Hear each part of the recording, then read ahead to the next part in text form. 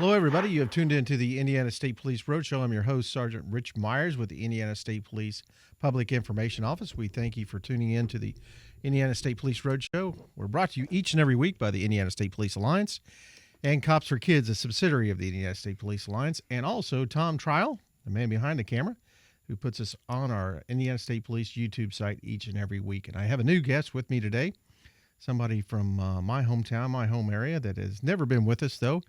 Jail Commander. And now, is that Captain or what? Major. Major. Thank you very much. I always call you Jail Commander. I always call you Dave, so I guess that's why I didn't know your actual title. Absolutely. Dave Rogers, who's the Jail Commander for the Morgan County Sheriff's Department, just south of here. And I wanted to get Dave in here to talk about a program that I know a lot of different counties are struggling with right now and looking for something that they can do to help alleviate the problem that they've got going on right now. But let's get a little bit of your background, Dave. How long have you been with the Sheriff's Department down there? I've been with the Sheriff's Department for 16 years. Okay. Have you been in the jail division the whole time? I have. Okay. And then how many sheriffs have you served under in that time? I've served under 3 sheriffs. Wow. Survived under 3 sheriffs or served under 3? I have served. I've appreciated every sheriff I've served under. They've all been great. Yeah, they are. They've got a bunch of good guys down there, and we appreciate them letting you come up, or Sheriff Downey even letting you come up and talk to us today and talk about this program. And the program we're talking about is got RSAP. What does that stand for? Well, RSAP is or the acronym that we use for it for short, but it's the Residential Substance Abuse Program, and it's a new program that we just started in the Morgan County Jail. And I know we've talked about before privately, and we discussed it kind of a little bit when we started here, but jail population has just taken off everywhere in Indiana, hasn't it? It has. It's became a very large problem with the new legislation under House Bill 1006 that was approved last year. That diverted F6 felons from, which used to be D felons, from Right. prison back into the local county jails. And you said you've been there 16 years. Were you in the old jail down there also? I was not. I was started in the new jail. Okay. What we call the new jail. We've added on since then. So But your population when you started, what was the average population at that time? we was right about 120 inmates. That's 16 years ago. And what are you running now? To today, we run around 360. Wow, man. And do you find this is a population growth of males? Is this a population growth of females? Is this both or what? It's both. We've definitely seen a major increase in the female population. When I first started in Morgan County, we had right around 8 to 10 females on average. Okay. And this morning I checked our count and we was right at 71. So Wow. it has been the larger growth, most definitely. And would you say that's because of the influence of prescription, non-prescription drugs?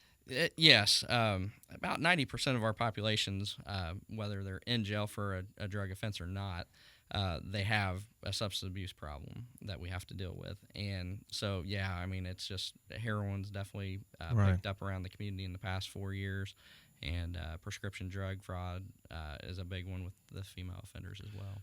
So would you also say, Dave, that even if somebody is in there, say, on a burglary charge, maybe this burglary charge stems from trying to get money for a drug habit? That's correct. A lot of our thefts, frauds, burglaries, all stem back to drug abuse. So you saw this problem that you had.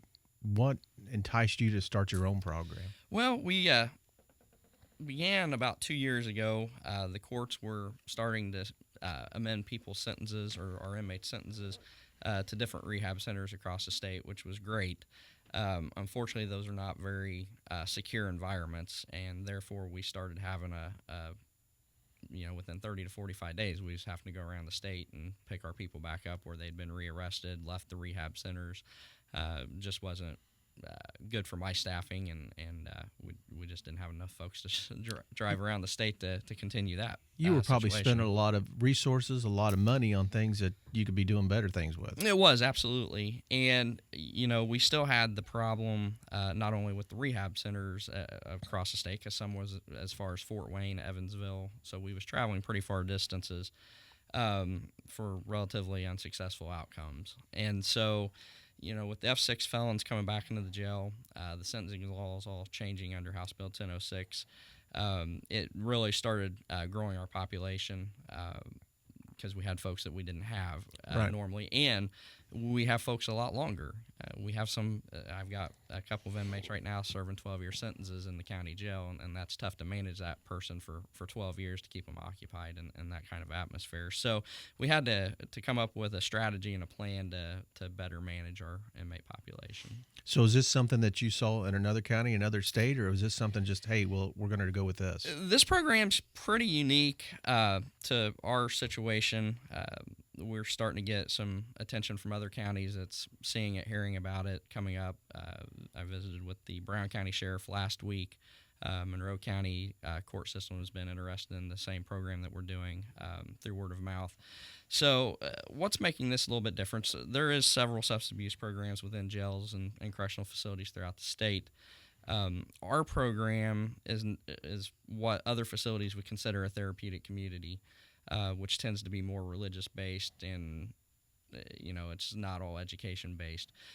We've mixed that up. We've included a lot of education for substance abuse, and then as we looked at why people keep coming back to jail, Right. a lot of that is they just lack stability in their life. Therefore, they revert back to drugs. Mom and dad done drugs. That's just what they was used to doing. So we really need to look at a program that was going to help break that cycle as well. So Yeah. we restructured a program not only to handle substance abuse, but incorporate life skills with that. Who do you utilize in your program? How does that work out? As far as instructors, Yeah. we partnered up. This program is actually paid through a grant that the state offered. The legislation gave money out to the Department of Corrections to give out to the counties to assist with this additional load of inmates that we is receiving. And so we actually was one of the first counties last year to get approved for that grant, and we got fully funded for that. So the best part of this is local taxpayers aren't paying this. This is money that was already being spent at the Department of Corrections that was diverted back to county levels. That's excellent. I'm sure that was pleasing to your county and to your commissioners and everybody involved. Absolutely.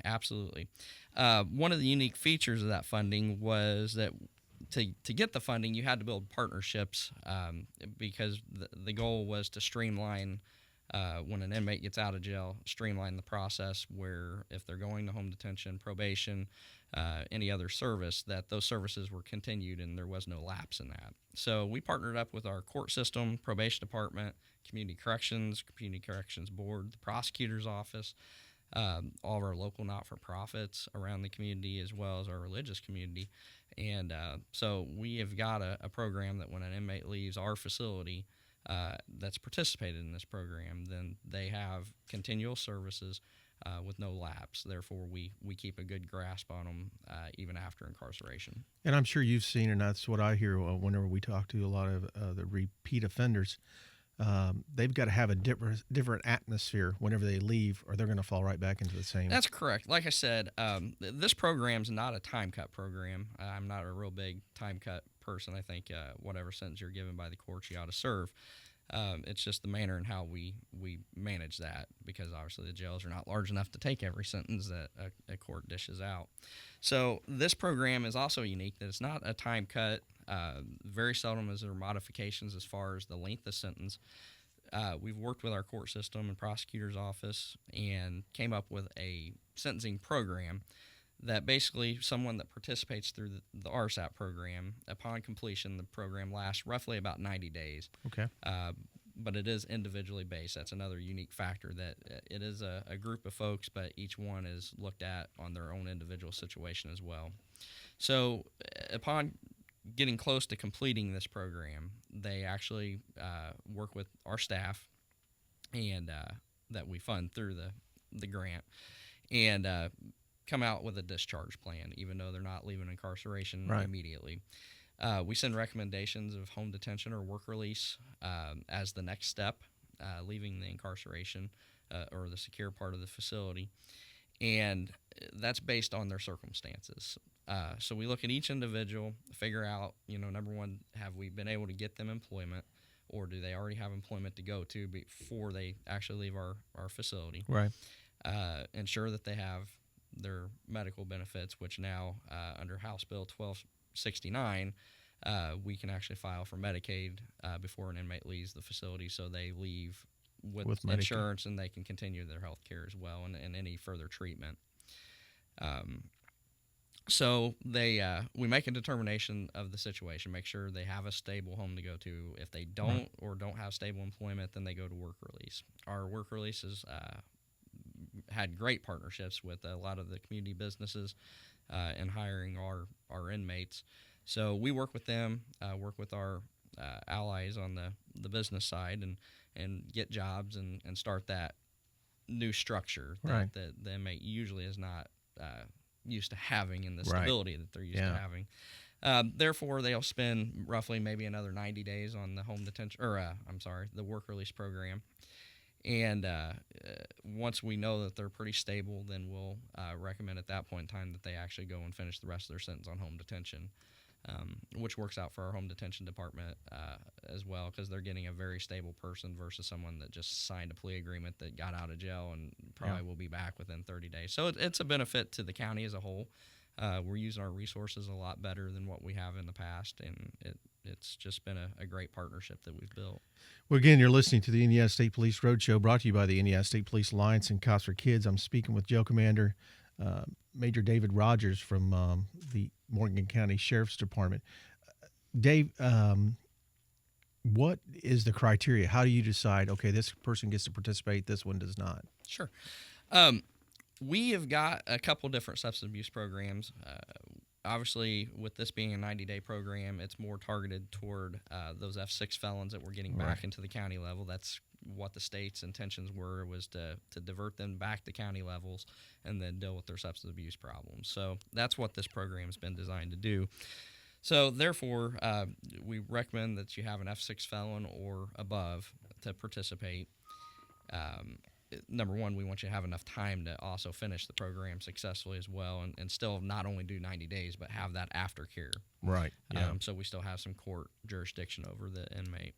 And then the other criteria is prove that you got a substance abuse problem, and we do that through criminal records, we do that through medical records. So someone just can't say I want to participate because I want to not be in jail, but they. And have I'm sure to have this a problem. is total voluntary. Also, it is. It's the inmates choose to go through it. We run 24 folks through at any given time. Male and female. Male and female. We treat both equally. They have the same exact program, different cell blocks that we keep them in, and they are separated from the general population from the jail, so they're all on their own. And it's been received very well by the inmates. It's changed our behavior. Before we would have things getting tore up, more violence in the facility. Since we've started this program, they know it's limited at any point in time to how many people can go through it, and everyone behaves very well in anticipation of getting to go through this program. Now, how many classes have you had graduate? We've had we've had one official graduating class. That's the other unique portion of this program is it's liquid. So just because you start today doesn't mean in 90 days you're going out. Okay. And so someone may leave in 120. You're at a minimum of 90 days. So depending on as folks leave, then we start filtering in new people into the program, and the program's designed to accept those people midways. So we did have one official graduating class that was toward the beginning of this year, and I'm happy to say that we've had about an 88% success rate out of that. So that's been big. Absolutely. When we are using outside rehabs, which we have, like I said, over the past couple of years, the success rate's been, first of all, we've not had this many people go through those, first of all. And second of all, the small amount of people that we have had go through this, they just aren't real successful with it. And you end up returning them to jail and have to deal with them again. Absolutely.